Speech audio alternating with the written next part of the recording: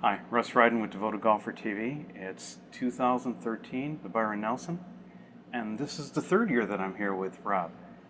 Lucky me. Yeah, and so big week for Nike this week. Here it is, it's Monday, and I watched Tiger win a tournament yesterday. Yeah, he's actually won 4 this year. That's pretty good. He's always a pretty good billboard for us. Fourth tournament this year. Yes.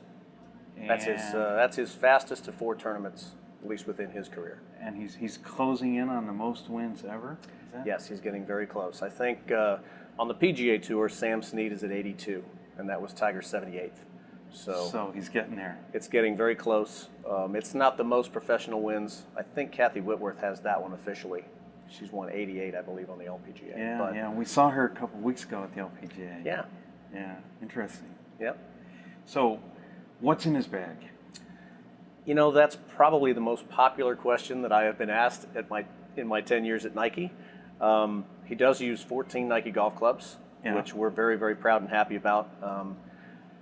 Over time, he's switched. It wasn't a wholesale switch. It's been one little piece here and there. Mm-hmm.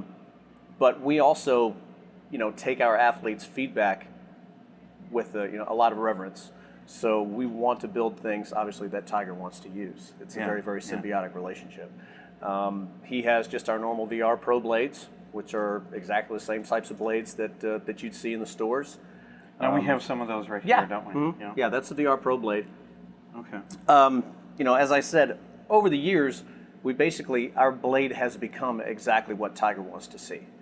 I think people think his irons are made from some sort of,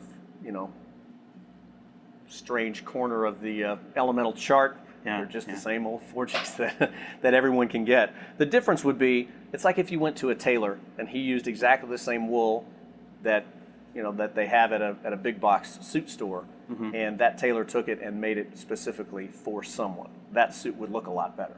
So what we do really is take exactly this blade and make kind of the most perfect version of it. Make it like a master set. Every club that we make has a master set. This is exactly how they're supposed to be. So it's the perfect shape. The grooves are in exactly where they're supposed to be. But as you make production things, whatever it is, 10,000 of anything, there's going to be slight variances because there are people literally processing these through the process. So the difference with Tigers is it's really just the most perfect version of this that you can have. So when I look at this club, I see a lot of grooves here, more grooves than I'm used to seeing.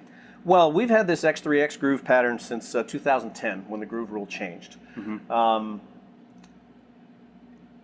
In blades, it hadn't made that big of a difference. Most blades that were manufactured at the time had a legal groove. So there were several companies that did not have to change. Right. And part of that is due to the forging process. It's difficult to make a true boxy square groove in a forged golf club without cutting them. But when we went to X3X, we discovered the volume of groove that's underneath the impact area is something very, very key. Mm-hmm. So being able to make more smaller grooves under the ball at impact helped us create a little bit more spin. When we were sort of forced to look at different groove dynamics from that rule change, that was kind of our look at it at the time. Just like every company, we're continuing to research and hopefully we'll find something even better in the future. Now, Tiger's playing this groove pattern? His groove is slightly different. As I said, when we make his perfect set, we basically locate the grooves in a specific area on the face that Tiger likes to use. Actually, the groove pattern that he had used even previous to 2010 was still legal. So he has continued to use the same groove. He's not a guy that switches a lot. I mean, he's proven that over the course of his career. He tends to get used to something and know what it does in every situation. And I think that's a little bit of a myth that people have about the tour vans, is that someone's in here every week like, oh, it's firm, I need a new wedge with new bounce. Oh, it's wet, I need to carry it further. Yeah. No, they have 14 clubs in their bag and they want to know what it does out of every situation. If you've got to hit a 220-yard cut against the wind to a back right pin on Sunday, you want to maybe have some experience hitting that shot before right that minute. Yeah. So the tendency would be actually for guys to kind of stick with, unless I can come up with something better. Now, you were in Sawgrass last week, weren't you? Yes, sir. Did you get to see Tiger there? No. I mean, he came in later in the week as his normal practice. He does not spend a lot of time in this van because he knows the secret's not in here. If there was any golf game in here, I would have found it. I loaded every one of these drawers. If the secret was in here, Yeah. I'd have it. Yeah. Now, how about his wedges? What is he playing? It's VR Pros. Yeah. He uses 56 and 60 heads. Mm-hmm. And they, again, are exactly the same as what you can buy. There are slight differences, again, because we make them specifically for Tiger, Yeah. to tailor them just for him. Mm-hmm. Any special grind on the soles? Or? A little bit. Yeah. A little bit. Guys have, it's more of an eye preference Yeah. more than anything. It's, the bounces on his particular stuff is not unusual. We're not real specific as to, what the lofts are or bounces are, but if you've got probably the greatest iron player that ever lived, Mm-hmm. you'd be silly not to make your blades something that he likes. Mm-hmm. His input is very, very valuable. And the same holds true with the wedges. As we go through, not only with Tiger, but all of our staff, little changes where guys are like, oh, geez, I'd like to test this. I'd like to try that. Over time, our wedges have basically become what our tour staff has told us they wanted. Mm-hmm. So we don't have to make a lot of modifications from the stock club because the stock club has already been, all the R&D and all the prototyping has been with the best players in the world on the PGA Tour. Now, he goes from a 56 to a 47-degree pitching wedge?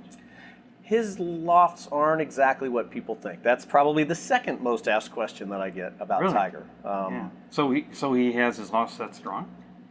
Not so much. Not so much. Again, we're not real specific about what he uses, but I think there's a big myth that, all tour players have their lofts extremely strong. Some do, but not everyone does. Mm-hmm.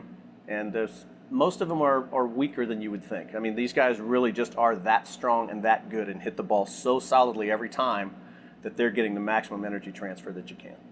So they don't need to make their clubs strong in order to get the distances that they're getting? No, more often than not, if guys do use strong lofts, and I'm just talking in generalities, not any of our staff, it's more about a certain trajectory that they want to see. Certain guys hit the ball higher than others. And it's more about flighting the ball in a certain window that they want to see it in than whatever distance. I mean, it's crazy how far players hit the golf ball now.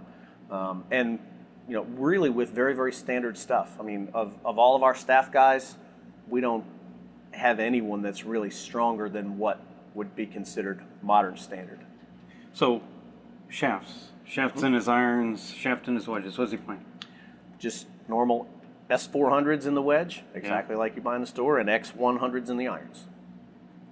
And nothing, Standard stuff? yeah, standard stuff. Nothing special about them. Just happens to have an extraordinary swing.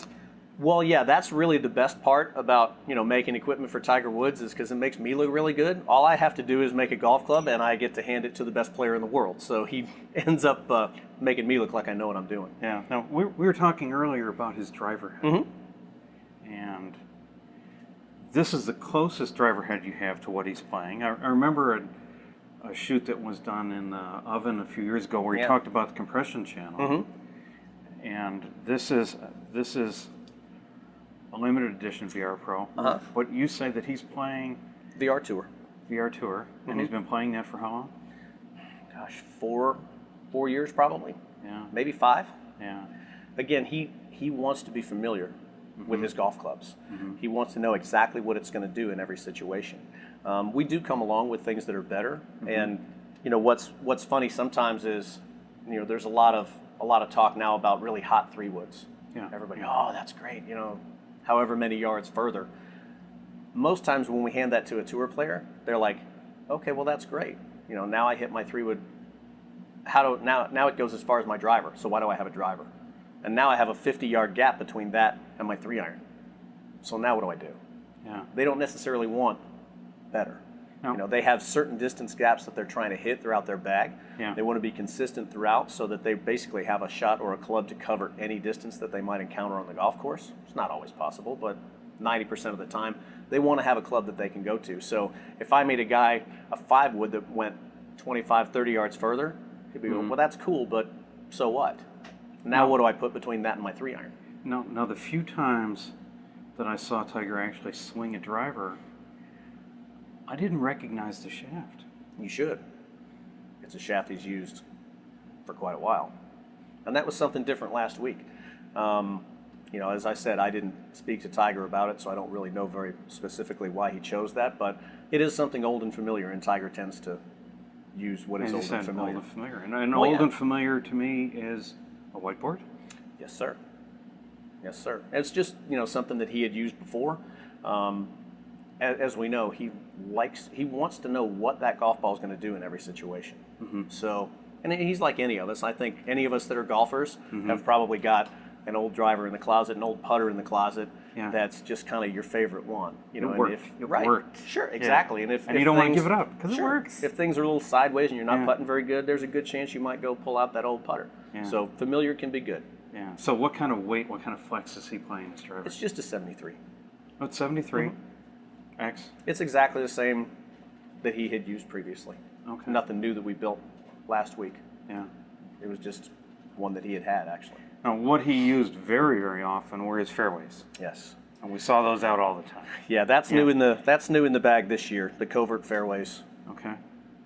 And covert fairways. This has always looked a little strange to me. Well, we've been using cavity back irons for years. Right. You know, everybody Yeah, knows yeah. that the idea behind a cavity back iron is to distribute weight around the outsides to make the golf club a little bit more forgiving, particularly when you hit it a little bit off center. Now, Okay. tour players don't do that very much, but Well, maybe once in a while. but every yeah. little bit helps. Yeah, yeah. So yeah, basically we brought that cavity back concept to woods. So we've taken some weight out of here and we've redistributed the weight just like we would in a cavity iron. Sure. Around the out to the outsides. edges. Without making the head enormous. Right. Well, that's, you know, in particular with fairway woods, and when you're dealing with players at a PGA Tour level, they don't necessarily want a really big fairway wood down there. They Yeah. prefer the look of something a little bit smaller. So the difficult side for us as club makers is the thing that makes clubs more forgiving and easier to hit Yeah, is to make them bigger. yeah, yeah. So what this allows us to do is sort of get that large club performance out of a very small footprint. And how about everybody talks about hot face clubs right now? You touched on that a little bit before. You know, yeah, hot face fairway woods are kind of a big item right now. You know, Yeah. a lot of people are, you know, having 3 woods that go 10 miles. Again, it sort of depends on what your philosophy is. You know, I mean, as I said, we have those, you know, type of hot fairways. We've had very, very hot fairways. Actually, our VR Pro fairway. You know, we did a test at the oven one day, and all of our engineers, we're so excited. One of our guys was hitting a 3-wood 312 yards. 312 yards. Yeah. Yeah. And I wish I could hit my driver 312 so do yards. I. Yeah. The driver and a wedge, maybe. Yeah. But, you know, all the engineers were so excited. Oh, my God, this is great. It goes from... And the player's like, whoa, time out.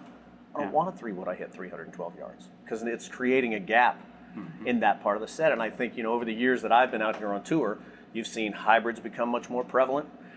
You've seen, you know, maybe some hotter face, more cavity back, forgiving style long irons, even in tour players' bags. And the reason that's become the most difficult part of a player's set is between the 3-wood and whatever your longest iron is to fit something in. Yeah. And again, as we make faces smaller, if you do want to do, as we have, a smaller type of a footprint, that Right. means you have to make the face smaller. Okay. And when you make the face smaller, that makes it more difficult to have a lot of trampoline effect. Just like a real trampoline, if you have a very small one like the people jog on, Right. you can't bounce very high. If you have one that's 20 feet around, Yeah. you can bounce very high. Okay. So if you're looking to create a small footprint, the only way to get very, very hot faces is to use very exotic materials, and then that gets expensive. And people don't want a $400 fairway wood. So, you know, it is a golf club, and it's designed to go a specific distance, just the same way your 8-iron is. You know, wouldn't that be silly if all of a sudden we decided to make a really hot 8-iron? Well, some people do. Yeah, but they make a really hot set of irons, Yeah. not just a hot 8-iron. What if we made a really hot pitching wedge? Yeah. Well, now what do you need that 8-iron for, right? Yeah. So we do want to cover every possible option within a player's set so that they have a club for every distance. So back to Tiger's clubs. He's playing these. Yeah. What kind of shafts? Just his same old familiar Diamantas. Blue Diamantas. Mhm. We're now on the 3rd generation Diamanta. Mhm. Which generation is he playing? Is he playing the blue Just board? original Kylie? blue board. The Yeah. original. Yeah. Yeah. Familiar. Familiar. Yeah. Hey, it's hard to argue with success. The guy just won his 78th tournament. It is. It is hard to argue with that. Yeah. Now he tests quite a bit. Yeah. But he ends up with familiar. Usually. Yeah. Well, great, Rob. Thanks for spending time with us. Hey, Russ, it's my pleasure. Good to see you again. Maybe we'll see you at the oven next week. Could be. I'm sure I'll be there.